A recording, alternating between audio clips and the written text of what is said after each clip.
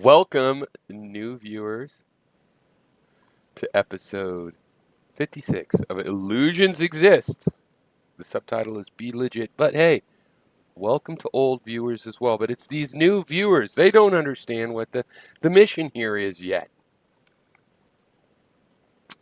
My mission, new viewers, my mission is to help people become enlightened.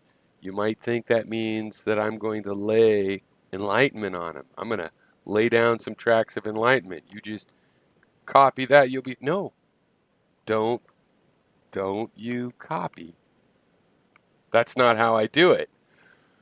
What I do is I help people enlighten themselves.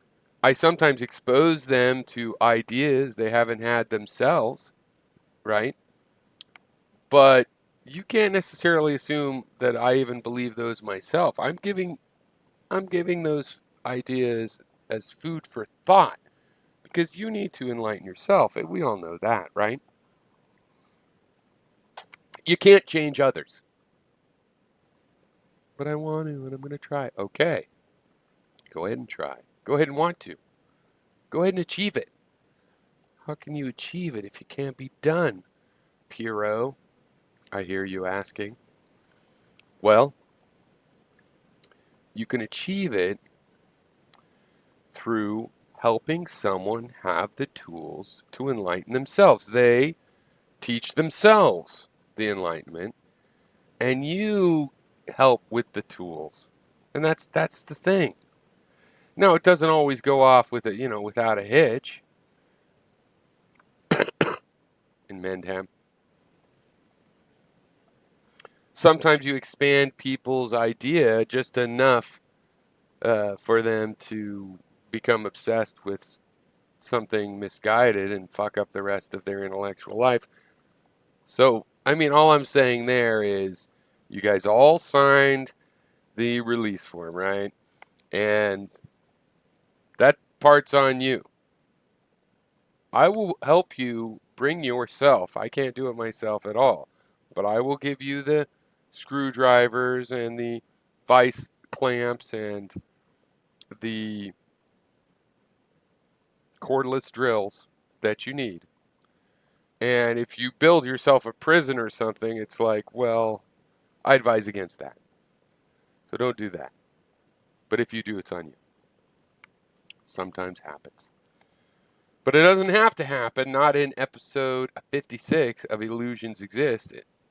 Be legit. That's the message. We've got 3 topics for you tonight in this, what is obviously a show, a production, like like an improv comedy troupe that isn't funny, or an improv drama group. Is that a thing? Why isn't that a thing? That would be good, actually. Yeah, improv should totally stretch out into other genres. Of course, it would still be funny. That'd be a problem. Okay, sorry, that was a parenthesis. Anyway, welcome to episode 56 of Illusions Exist, especially to the new viewers, but only because the old viewers already know how much I truly heart them. 3 subjects. Subject 1 is love. That's what the background's about. You know what I'm saying? Am I wrong? Is the background not about love and hearting things? I mean, look, there's some hands with a heart and hearts and love. Look, romance up there. Up there. And there. That whole thing. And hearts. That's what love is, right? Hearts.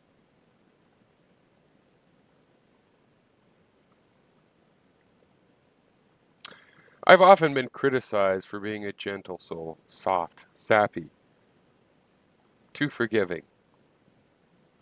It's almost like the people that are difficult, I almost am attracted to trying to help them out.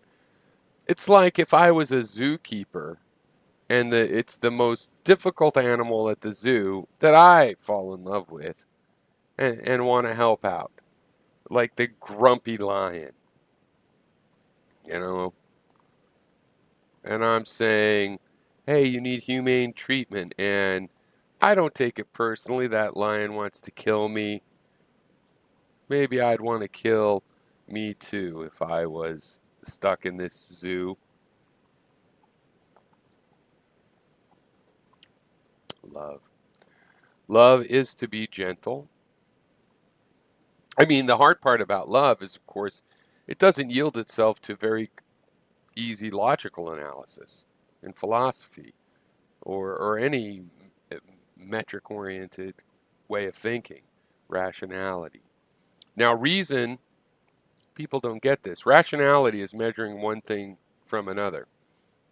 When you try to compare what you love, one thing versus another, which you love more, that's very difficult. And you can create examples where, well, obviously this, but no, it's not easy.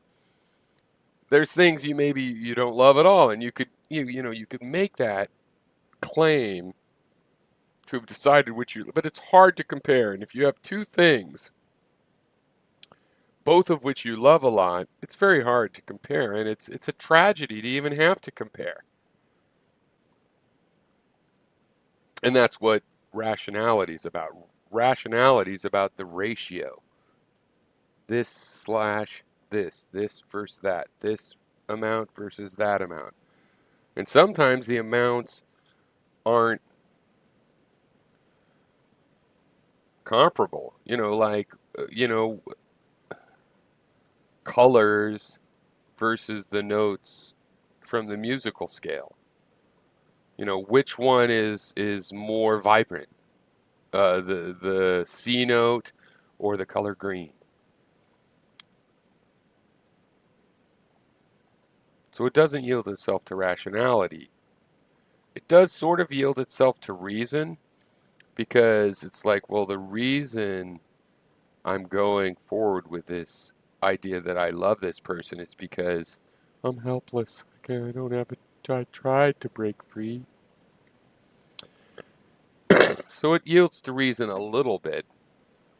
But then when you look at the chain of reasons of a person in love, ironically, they seem unreasonable. So there was reason there keeping the person going, but it wasn't actually reasonable. In the sense that the reasons didn't make sense. Here's the reason I am helping this person. And it turns out that's not the real reason. And that's a part of love. But definitely, no matter what, being gentle is a part of love. People that love someone and are in this power dynamic, always like not being gentle with the object of their love, be it a person or whatever. I don't think so.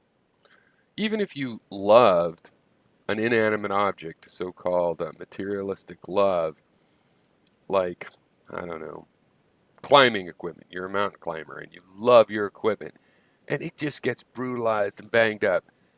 Yeah, but you don't bang it up for anything other than what it needs to do, right?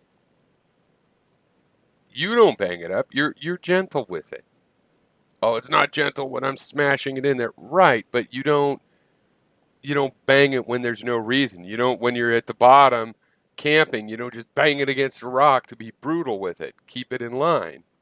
You know, Now, is that gentle? It's for the purposes of my discussion right now. That's what I mean by gentle. Love is gentle. It cares. Yeah, something might be tough and able to take a lot of quote unquote abuse, and that might not actually count as abuse. But abuse, for example, a bunch of wear and tear it can take, but it doesn't deserve, doesn't need, that serves no purpose, that wouldn't be gentle. And love is gentle. Also, love is forgiving. And that's the sense in which I love my new viewers. My old viewers, some, sure, my old viewers as well. But my new viewers, I am very forgiving. I forgive you. I forgive you for the crimes you have committed, which I will undoubtedly find out about in the future. And I forgive you. It's beyond forgiveness. It's beyond forgiveness. Because when you forgive someone before you know what they've done, what you're doing is, well, you're being too easygoing and whatnot, and so on. Yeah.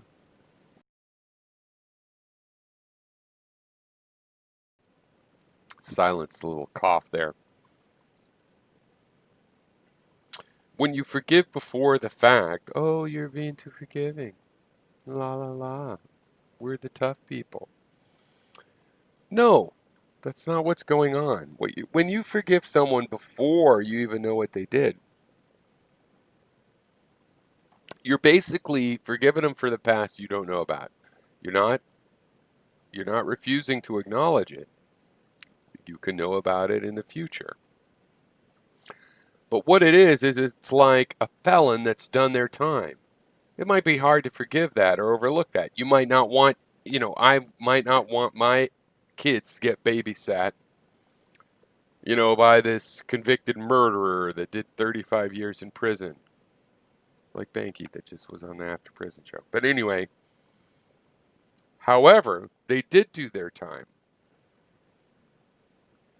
You can meet them how they are now. I've known many people that were in prison and got out of prison and were more trustworthy than your average person.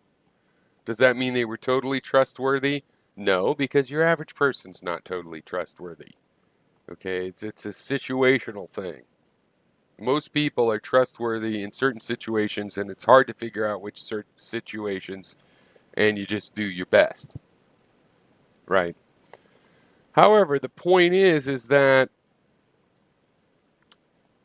when you do forgive before you even know the problem,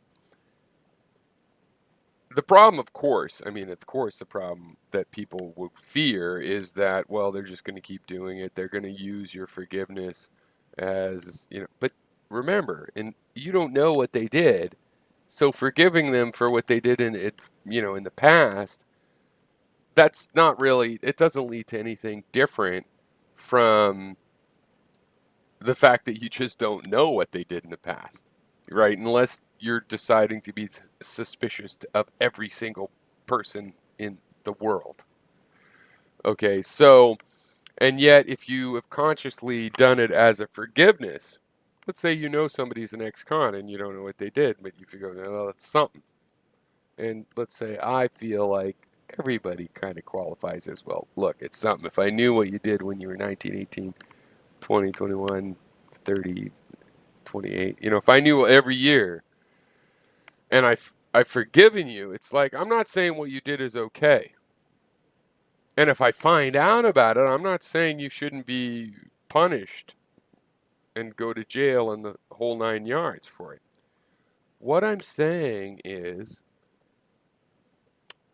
that I'm judging you by your current behavior. People can reform. Now, does prison reform people and rehabilitate people? No, I think it actually lessens the amount of rehabilitation that we could have if we had the right kind of prison system. And do I mean super liberal, you know, club fed? No.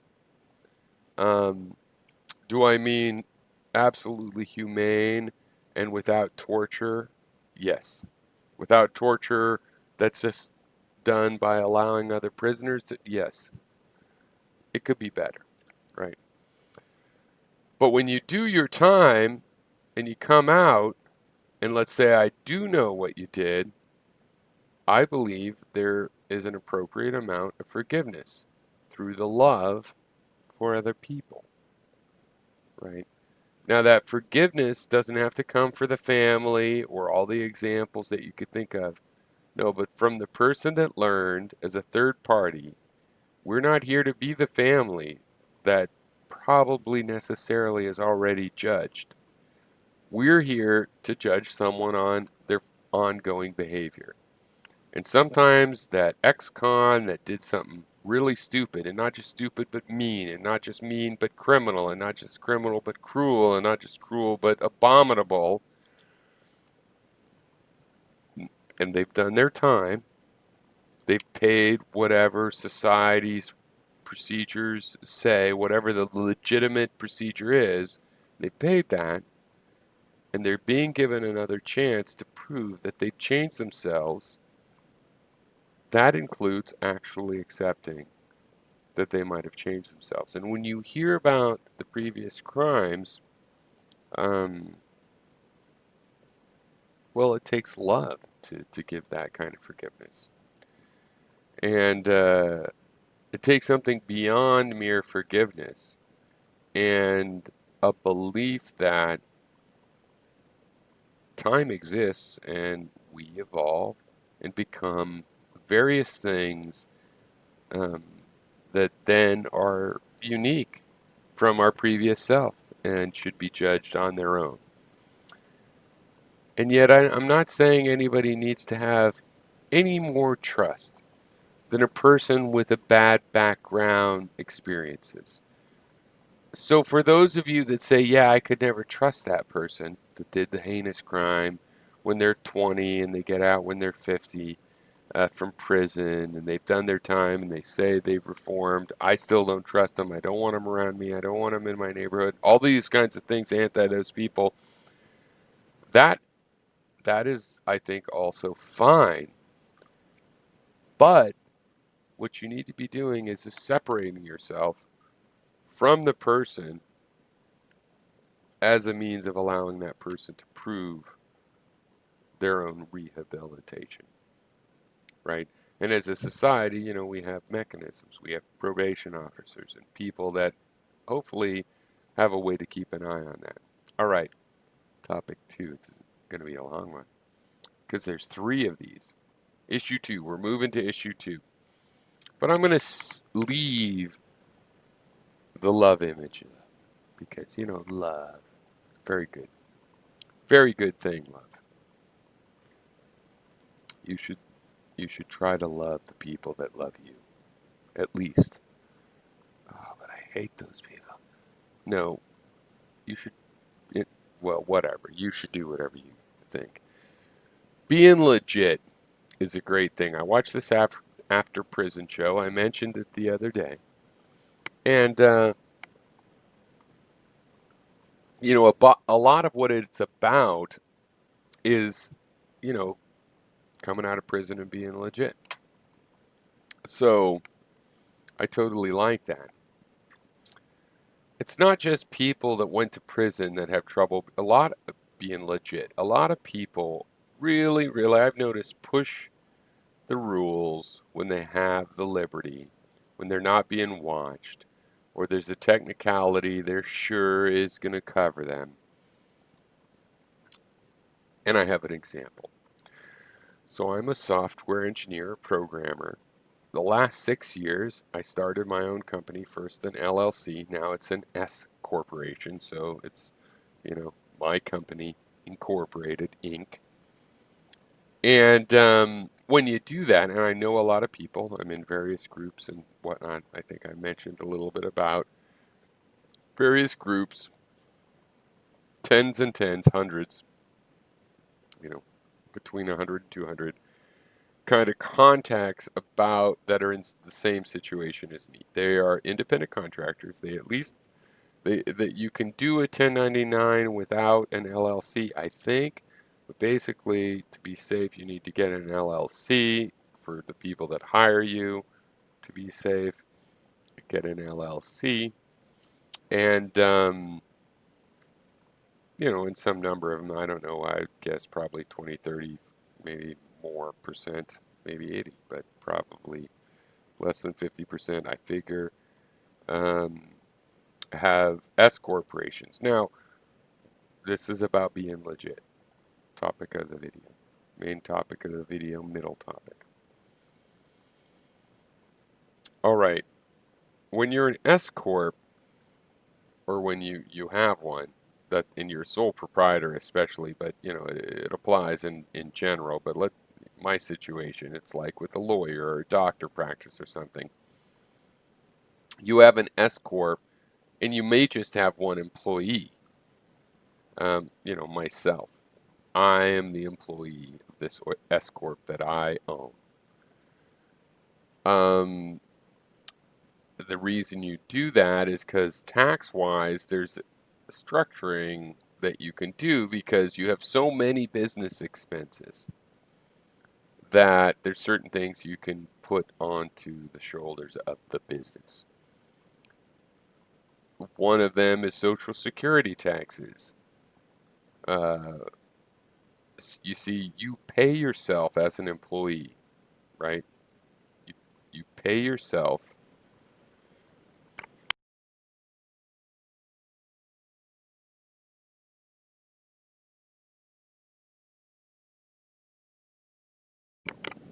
It's live video. You pay yourself as an employee, right? So there's impacts of that. Now, there's various impacts. One, I think, is Social Security. I should know, but basically, it's an accounting thing. But, I think with Social Security, the amount you pay yourself, you pay some of your payroll taxes, the Social Security taxes from yourself, right? Your own salary. And part of the Social Security taxes are paid by the company. And I think the company's ones are more tax deductible or something like that. Now, the end result, whether I've got that right or wrong, the end result is I know some colleagues, some people with their own businesses that do the kind of work that I do that I've worked with or have contact with in my network that are I might whatever. They also have S corps, and by paying themselves like minimum wage, they have a tax savings. Now, the income they don't pay themselves goes into the business, and since they own the business, they can give themselves a cash advance. Now, they do pay an income tax, I believe an income tax, but anyway, some kind of tax I do this as well.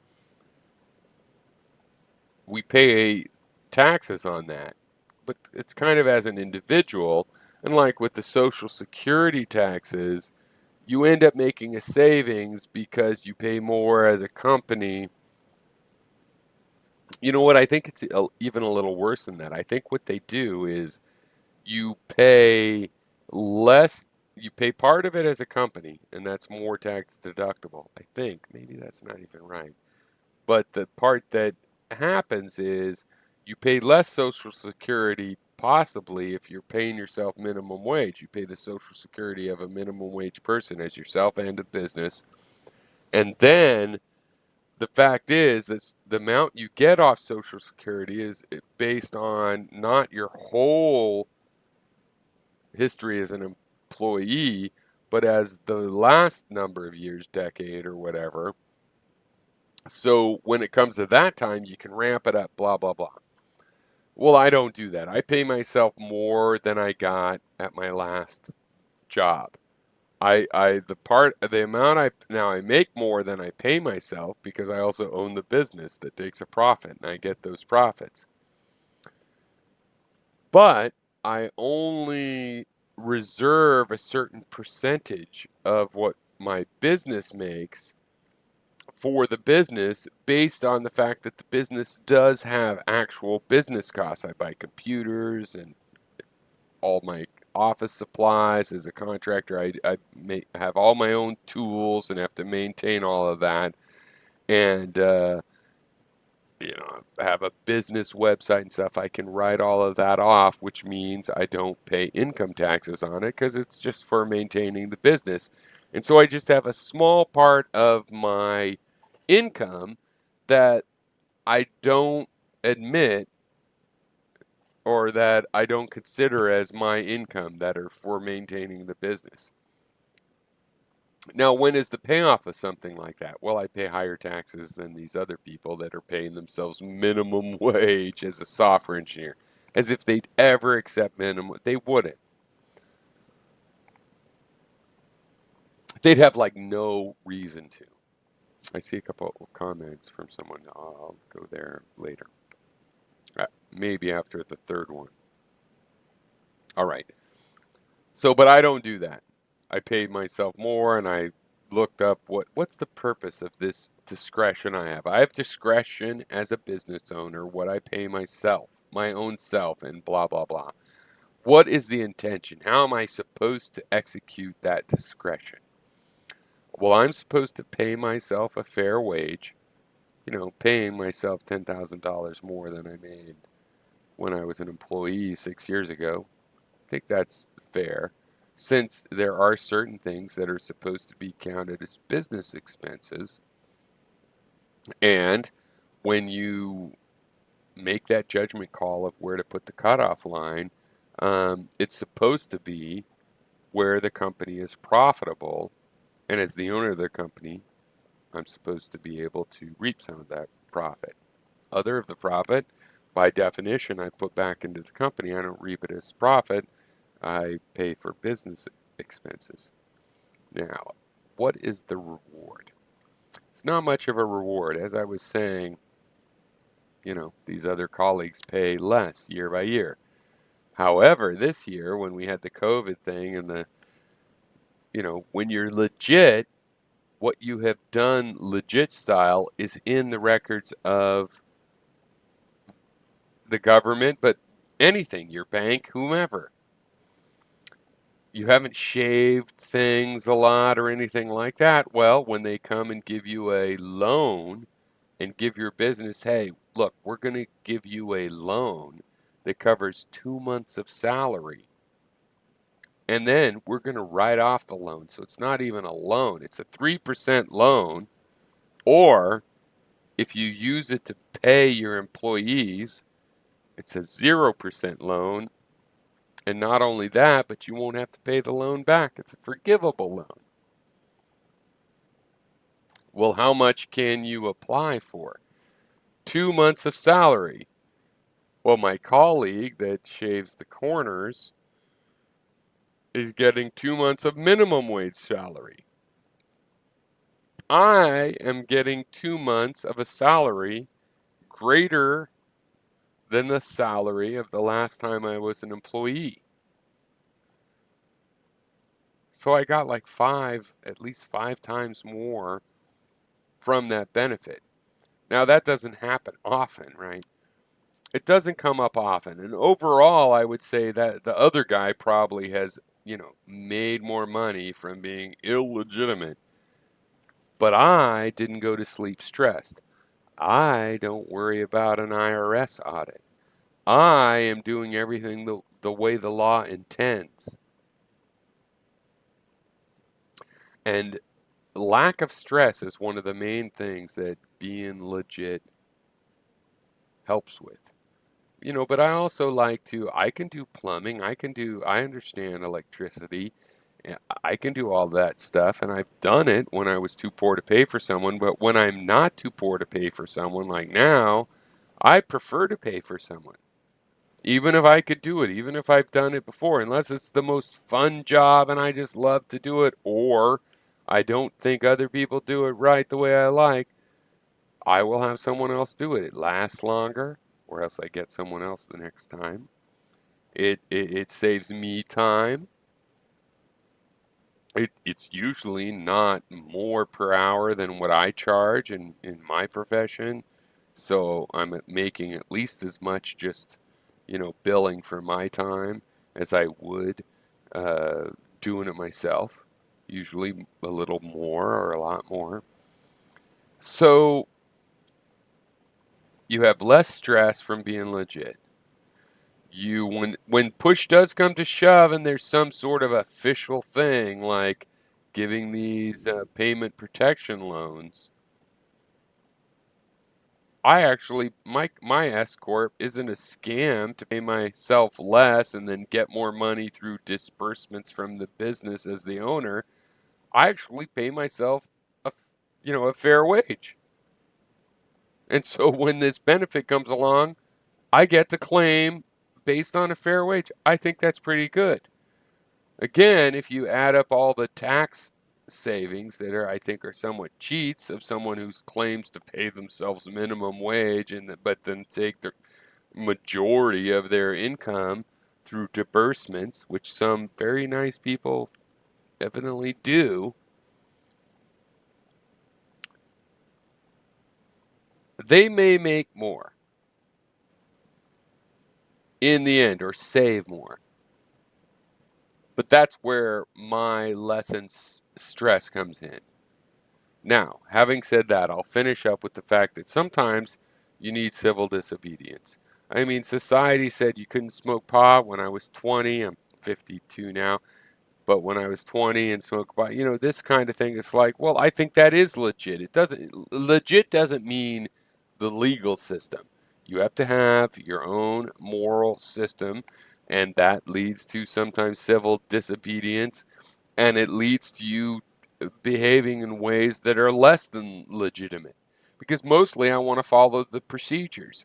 I don't have to decide what's exactly right and wrong about adding an addition onto your house. I am willing to have the county and city weigh in on that and provide the boundaries of that so I know what is considered appropriate. And so I'm sure I have taken into account things that in my personal life I might not have educated myself about, like environmental impact of building that add-on to my house. And if somebody builds an add-on to their house without a permit and because of civil disobedience, I consider that a defensible and arguable thing. But if they do it just to avoid some fees and blah, blah, blah, then not so much. So the message here is be legit. It pays off rarely, but in profound ways at individual times.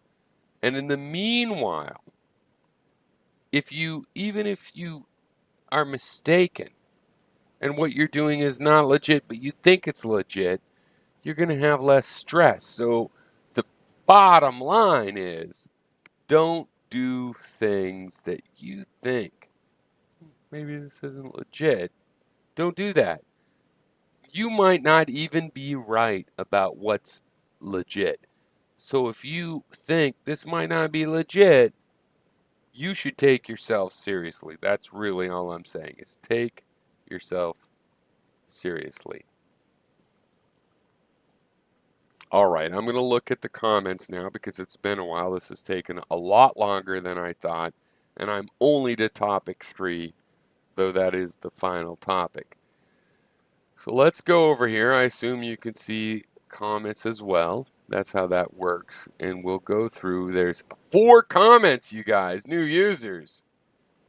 4 comments. Most people just like to be quiet. And at least one of these 2 people making these comments is not a new user. But as you know, I love my old users. I was going to say just as much as the new users. Oh, wait. Users? See, I'm a programmer. I'm always thinking about the losers. Ah, don't use me, you guys. Let's call you viewers. Let's call you viewers instead. Okay, King Kush. Old viewer. The same. Use the same. I don't want to create a division or any kind of argument between the new and old viewers, if that's what you were thinking. Absolutely not. Just saying. New viewers, old viewers. Okay, old viewer. King Kush. Use the same loopholes as the orange dragon. Okay, I don't know what you mean by that. But let's just say my answer is fuck you. Just in case. I mean, based on what I'm, my gut reaction. King Kush. $1 million website. $1 million. $1 million isn't that much. Like, I could live,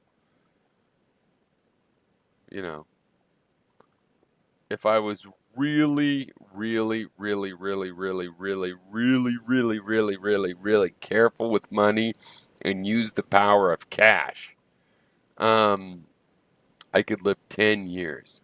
So if I retire at 75 and you know, have to deal with the fact that if everything goes wrong, I live to 95 or even 105. Oh my God, what a disaster.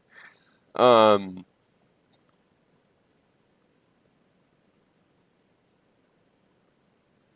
$1 million would just not take me to 95.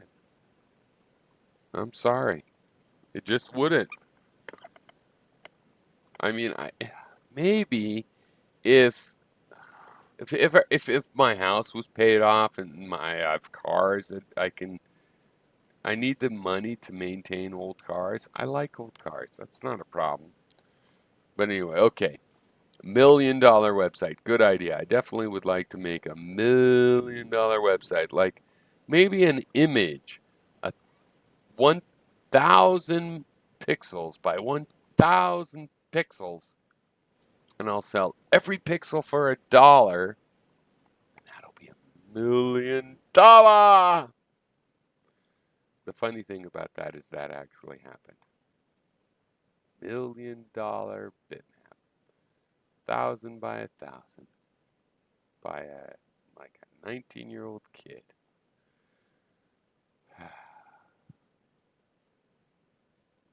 Anyway, all right.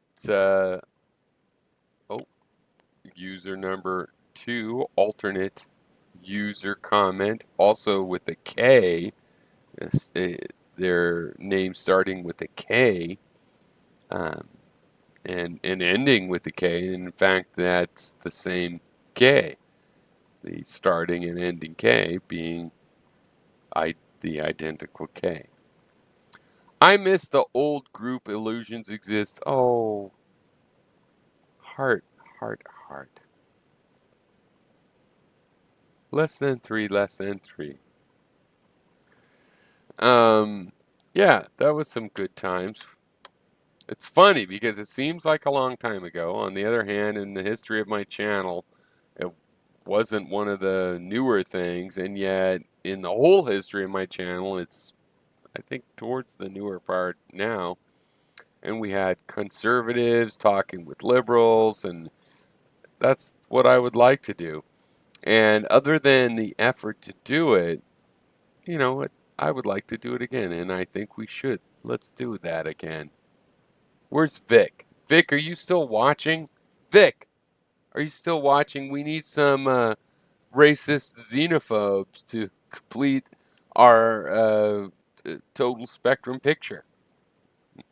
The thing is that actually I think Vic would appreciate the humor of that. He knows. Or maybe not. King Kush has the rest of the comments, and I'm going to zip through those, and then I'm going to do the third subject. King Kush, do you get groceries delivered? Piro shopping is a time waster. 1, no, I haven't shopped in years. I was working and my wife was shopping, and then she did get a job, and I went shopping with her once and whatnot, and now my son, also known as my stepson, is able to drive, and we've been letting him drive our Subaru for various purposes, and he goes shopping and various things, doing all kinds of great chores with that Subaru, and by God, I love that boy. So it's working out great, and he is doing the shopping the last month or so. Can you imagine a son, a child, a junior becoming a senior in high school? He's doing the family shopping, and he's pulling it off, and when he buys extra things, it's delicious ice cream or something that I wanted and I didn't know. I'm so proud. Okay.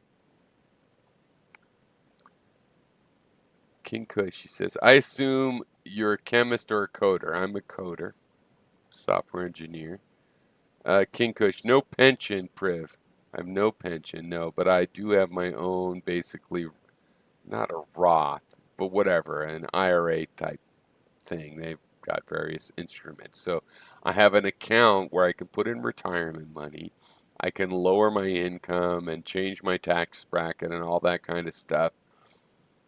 by putting money into basically a stock account that I can go in and trade as often as I want, switch stocks, and there must be a fee, I forget, but basically, you know, it's ordinary fee or whatever, and you put it in there tax-free, and it remains tax-free, and then you pull it out and pay taxes on it. King Kush. The website was teasing your About Biz expenses like Obamacare website. Don't know what that means. $1 million website. $1 million is a, you know, reasonable or average price for a legit, professionally done website from someone that actually wants to get shit done and isn't just putting themselves on the web because they were told they had to. King Kush. Nice, good model.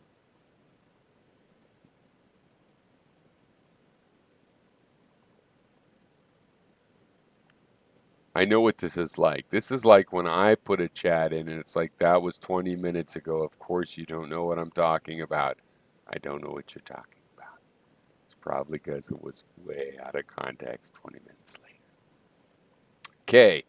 Is The Economist a good place to get news? It is a centrist / slightly conservative / not a bunch of liars. Yes, The Economist is a perfectly fine place to get centrist, economically conservative in the sense of a mainstream acceptable, not totally bullshit, not ignoring research in economics and things that we know. The Economist is fine. It's a little to the right of me, but I judge things like that based on, are they honest? Do they have journalistic ethics? Will they retract and apologize or whatever for a mistake? Yes, they'll do all of that. The Economist is fine. It's not some sort of a progressive, it's not like Democracy Now!, which also has good, you know, journalistic ethics, but is more, you know, liberal. It's like, hey, our position is liberal. Their position is centrist, and in that sense, a bit conservative, but not in a bad sense. I approve of reading The Economist, and you should never just swallow without question anything you read, any publication. But they're definitely a data point. I would take them seriously. I do take them seriously. I was subscribed to them at one point, but I found it's like that I don't really need this. I don't agree with their position myself, but that's not as important as factually reporting facts. They can have their interpretation, but they're not lying to you. So they give you a story. They tell you what they think. They maybe tell you the story and the facts and the, you know, in the framework that they think. And then it's on you. Go ahead. They've given you enough factual information about their sources to go look it up yourself.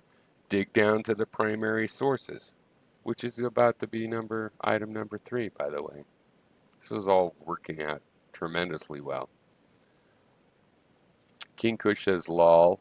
Well, yeah, no kidding. Sunset. Oh, another commenter. Welcome, Sunset. Now, you could probably be an old viewer and I wouldn't know, but I don't recognize the name Sunset. So, you know, if you're a new viewer, welcome especially, right? Okay, I want to get knowledgeable about the world, but I just like playing video games.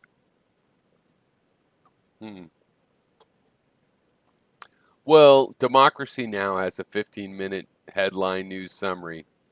Watch that. Or listen to it, actually. Play the video game and just listen to it. And then after about 6 months, come back here and say, what you think you might be concerned about, and we'll do that. We'll see how that works out. I mean, there's nothing wrong with just liking playing video games. And you know what? I'll tell you this too. If you're like, I don't have time to get informed on something, you're allowed to just check out. Maybe you're a surgeon, a doctor, and you just like playing video games and you got to make a living, so you do surgeries. And you don't even know the difference between Donald Trump and Bernie Sanders because you're an ignorant fuck. Oh no, all you do is save people's lives. You never vote for the president we need. You just save people's lives nonstop. I'm okay with you. You just keep saving lives. You don't really know what's going on politically? Just don't vote. Just keep saving people's lives. We're all cool with that. All right. King Kush. King Kush is my most active avocado-based commenter. King Kush, you're getting a shout out. Oh, I forgot to use the word shout out before. Okay, yeah. But you're getting a shout out to King Kush because you are my most active commenter of the stream. King Kush says, I smashed most of my video game consoles. Yeah, but you did it after you got the new console. Didn't you? Didn't you? I mean, look, if you didn't, I'm not accusing. If you did, I'm not judging. I'm just saying you probably did. Okay, King Kush says, end up being a time waster.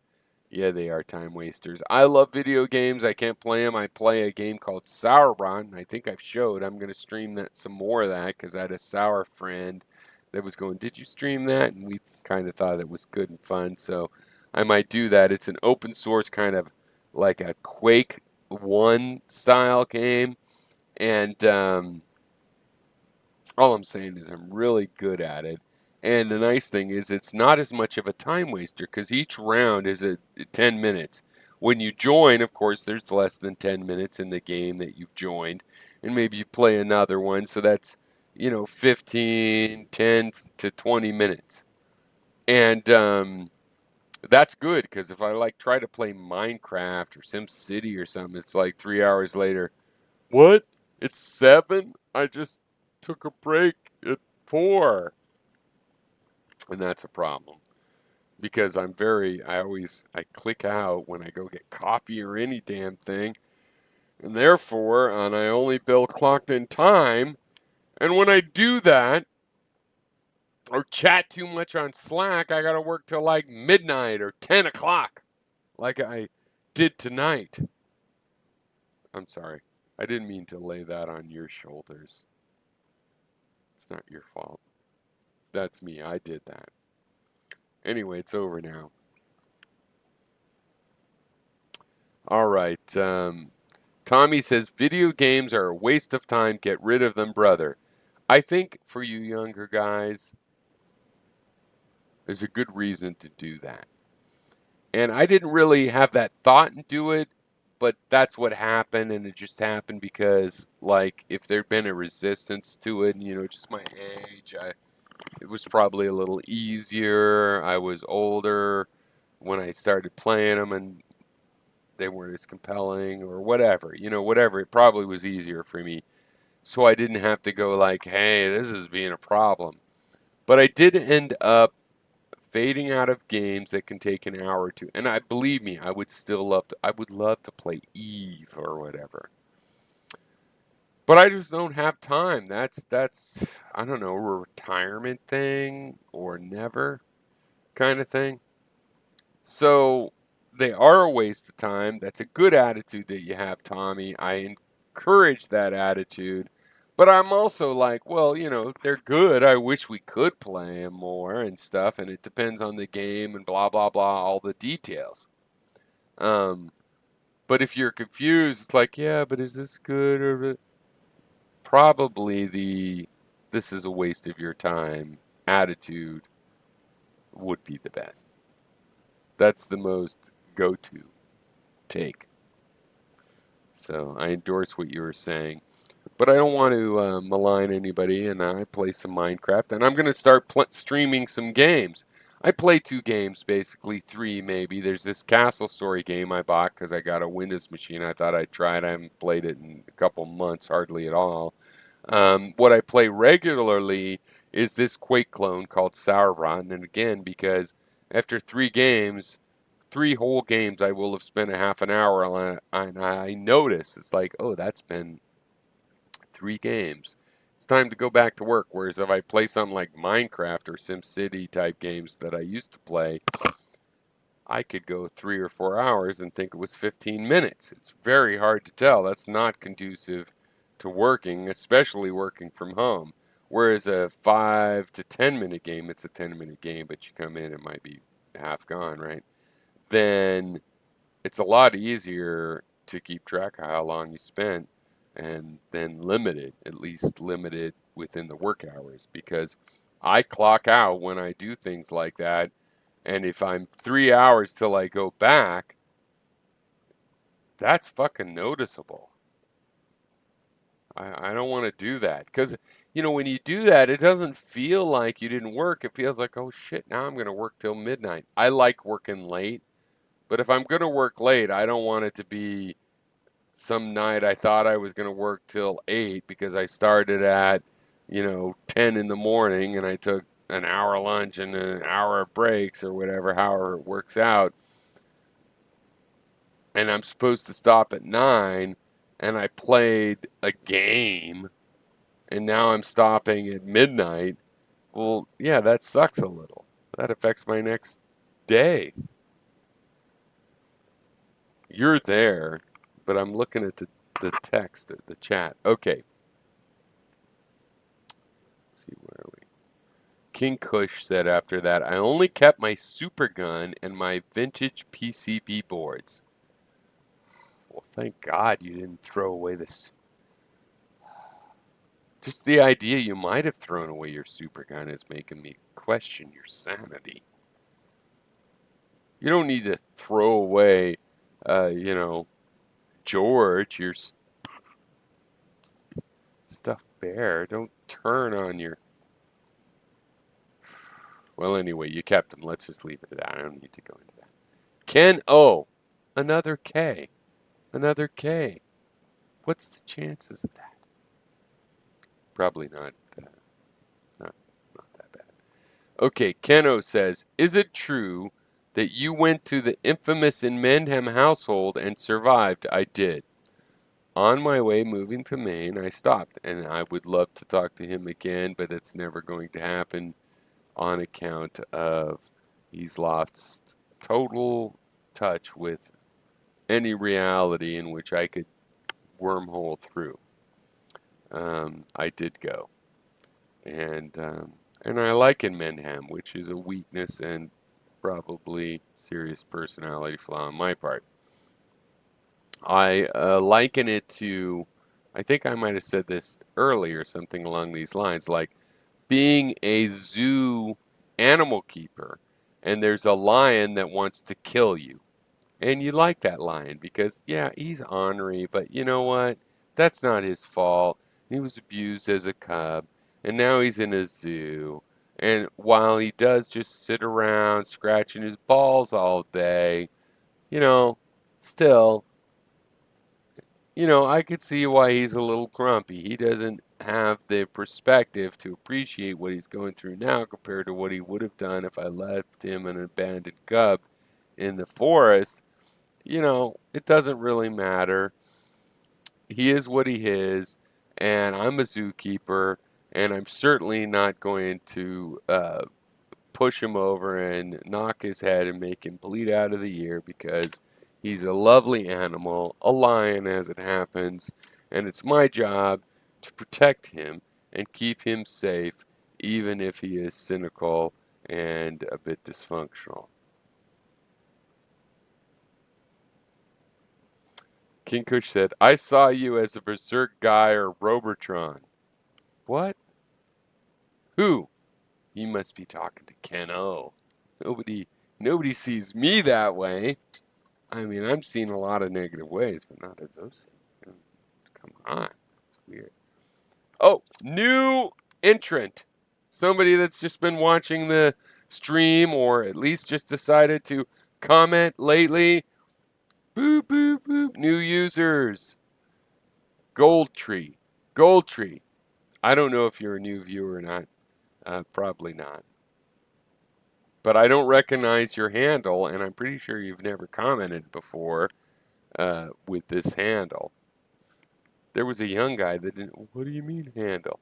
Handle is your name, your username, right? Your non-given name, unless you choose a given name as your handle, that's your option. Okay, Goldtree. I have various feelings about that name. I love trees. Gold is nice, but then people that worship gold can be iffy. I'm going to say Goldtree. I think that's a good one. Okay, Goldtree. I'm not endorsing you just because I think your handle's a good one. But I sort of am. Anyway, let's see what you have to say. That'll be the real determinant for me. All right.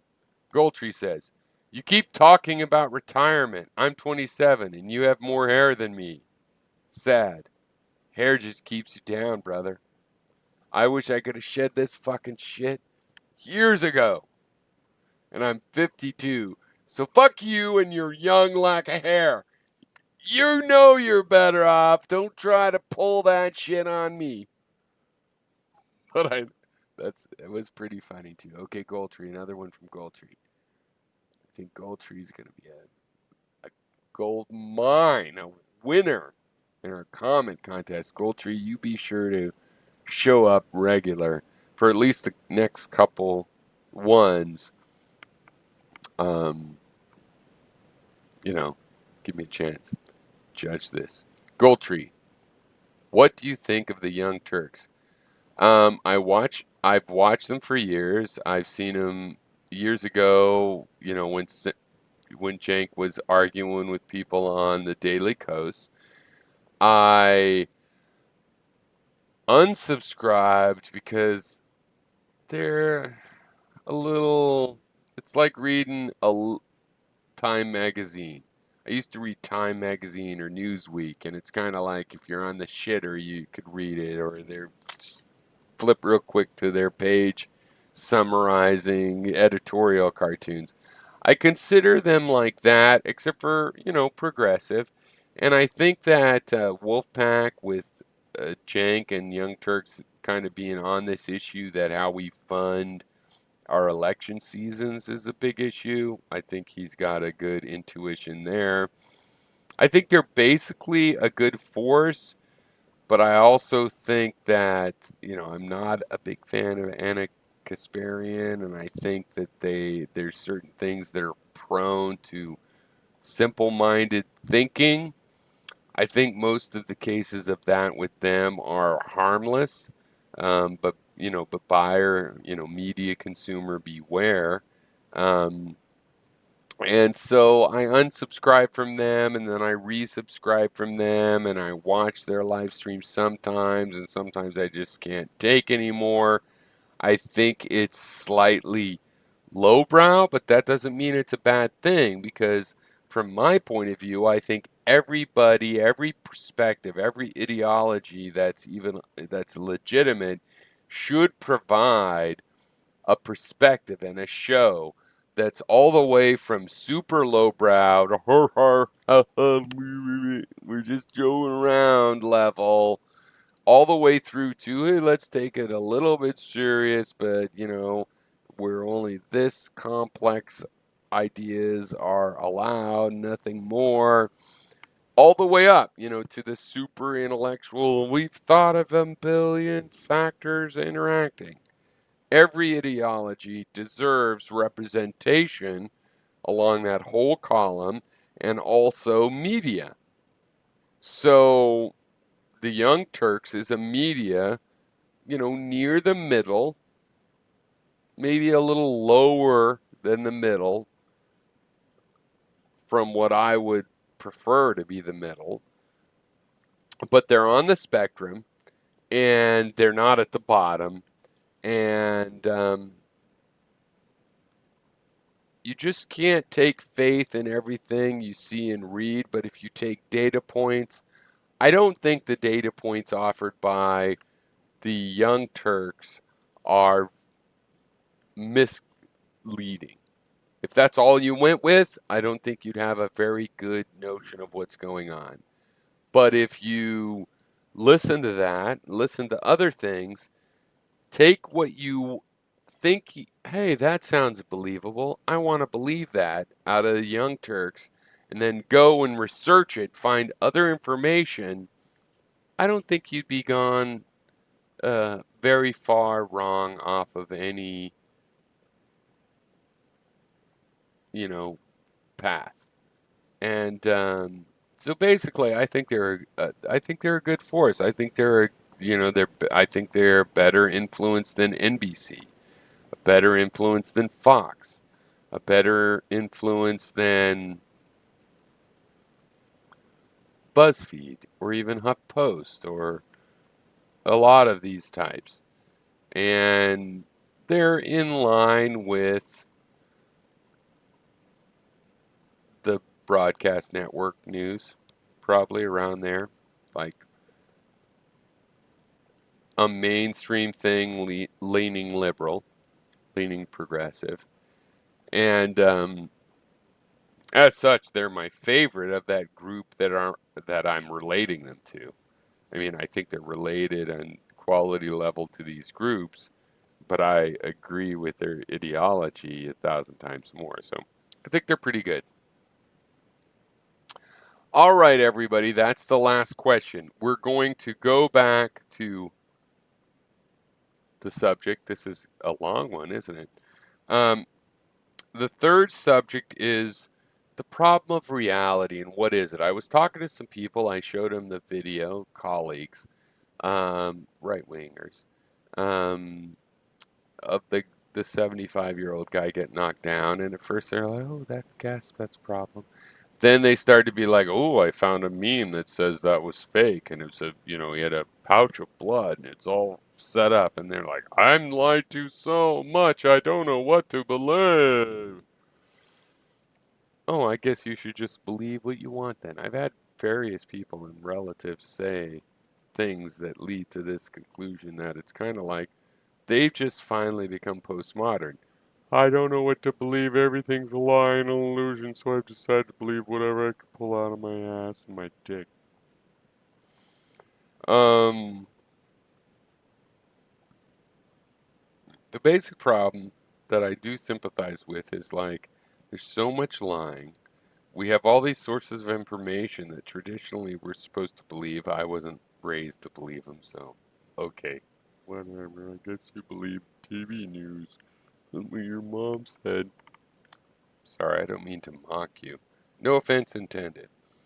But that is bullshit. The skeptic position is everything has a factor of illusion.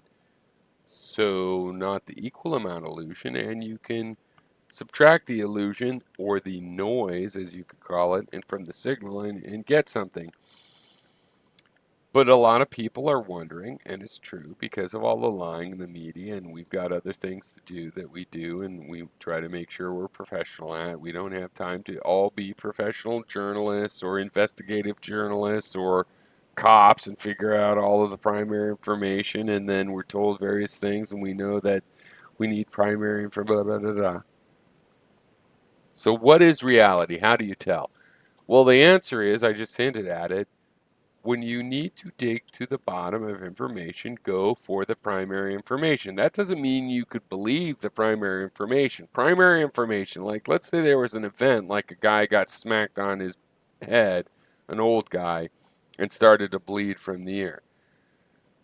Is that reality? Is that a fake video? Well, is there more than one video? Is there witnesses? Now, the witnesses will be individual people and as such will likely be biased, but just getting their information and thinking, this might be biased, you can hold all of this in reserve and get many witnesses' statements about what happened. And this kind of triangulation is super important, and it's super important to do it from primary information. Now, if some crazy event happened in some small town with 2,000 people and you go there, and a lot of people experience it, but a lot of them can't put words to it. And so you get kind of maybe the most talkative or whatever kind of people that tell stories and remember stories and try to do that. And some of them get the story totally wrong, but you talk to all of them and you don't know which one got the story totally wrong or right, but you just listen to all of them. Information and patterns will come out. You'll start to Sherlock Holmes will get an idea of, kind of what went down, and there'll be boundaries on how much you know. Maybe this, maybe that. And you might not get enough information to decide who did the murder. Or if it's clear who did the murder or whatever, is it a murder? Was there justification? These things will always, somewhere in the whole situation, will be this hard, blurry boundary. And yet, it's not something to worry about. It's like, hey, you can never polish a mineral till it's 100% smooth because it's made out of atoms, and the atoms are necessarily sort of jagged. And even if they're all on the same level, there's still gaps between them. It doesn't matter. Polishing stone does work. Absolutely perfect polishing might not exist, doesn't exist for most materials, but it also doesn't matter, right? It's the same thing with when you're gathering information. You don't have complete 100% knowledge of everything, but as you gather the information, you will get a clearer and clearer picture. And at a certain point, you can have enough information to not do something totally butt-headed and make a decision that's a bullshit decision based on your biases or racisms or whatever might cause bullshit. All right. In the skeptical philosophy, we assent to appearances. That is how we determine reality. Now, we know that appearances are deceiving. They include illusion, which provides the motivation to keep looking for more information. So with the more information, the appearances evolve. And generally, they don't randomly evolve. Maybe in the beginning, your first impression can whip into another impression. It's like, oh, more information, back to this and back. That can happen, but over time, the information will settle into a pattern that tells you something about the subject that you're getting information on relative to your own, moral system and views. There's no absolute evaluation that ever happens in this process, but the appearance does narrow in on what you, me, are going to end up believing about this subject, this person. And at a point, more information is like, well, that information is similar to other information we got, and lo and behold, the 52-year-old still thinks torturing isn't a good idea. Other people can disagree, and they'll probably zero in on things more and more detailed that nevertheless continue to disagree with my more and more detailed idea. And that is how knowledge works in the reality determination. Now, as I've said, the way I've said this, we're not going to all agree on reality. Well, welcome to reality. We don't all agree on it. The bigger question is how you get the tools, right, to determine what you think is reality so that you can present to me in a legitimate way what you think reality is, an honest way. It's different than what I think. It's different than from what, Floyd thinks. It's different from what Tom thinks. It's different from what Jamal thinks. It's different from what Isa thinks. But it's legitimate because it's honest, using tools of reason and rationality to determine, based on your own perspective of life, whether you like vanilla, chocolate, or strawberry, what you think is the case, and then you could present that to me And I have access to legitimate cases from all sorts of people with different conclusions that I can then use to inform myself. And that's the goal. That's the goal. That's how we can have a shared reality in the sense that we're all helping each other have information to determine the reality, as opposed to what most people are doing, which is trying to manipulate others and create a total fucking illusion. Like you don't even care what reality is. Like your perspective, you however you got it, whether you pull it out of your ass or used your eyeballs and ears to find this reality, you get stuck in a groove where now the important thing is to share this reality with everyone else. No, the important thing is always to redetermine if it is reality. There are no absolutes, but there is an ever increasing approximation that zeroes in on reality. And that's what we all need to do for ourselves. And to the degree we can step up our game, have a shared process with other people, and therefore exponential amount of information to determine what is accurate and true. All right, now I'll finish up with the comments. If there are any new ones, looks like there might be one or two. I saw you as a berserk guy or Robotron. Yeah, I'm fucking Robotron. I shoot in 8 directions, mofo. Um, was that genuine or did that seem fake? All right, Goldtree says, you keep talking about retirement. No, I already read that one. I have more hair. Don't worry about the hair, Goldtree. When you got a fire in the attic,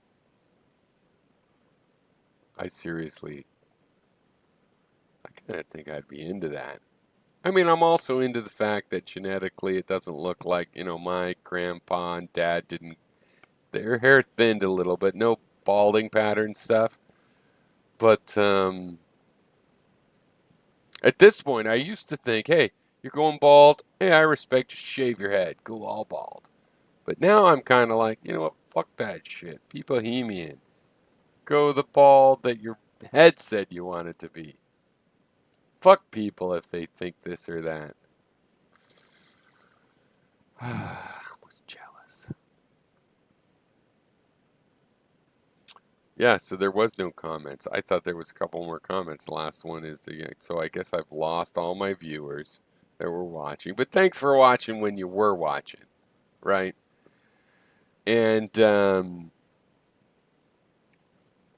heart, love, peace, water molecule, heart, love, peace, water molecule, snout. And remember, I will end this with an important philosophical quote. Remember, when you gaze long into the dog snout,